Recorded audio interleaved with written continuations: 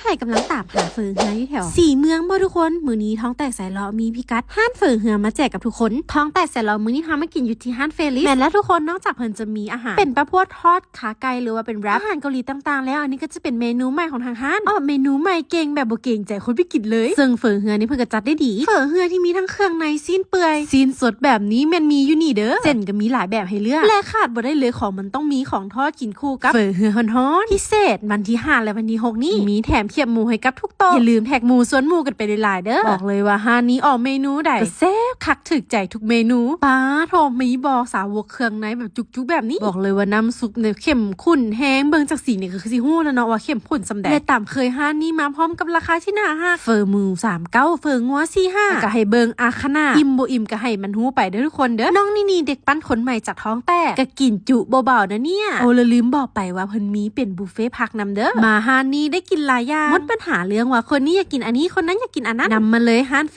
ลิสฝากไปเลยทุกคนเซฟแชร์ไว้เลยอาหารสวยราคาดีห้านเพิ่นเป็นจะไก่สูตรนิวจิบเซ้งสังเกตเบื้องซ้ายมือก่อนฮอดว่าสีเมือง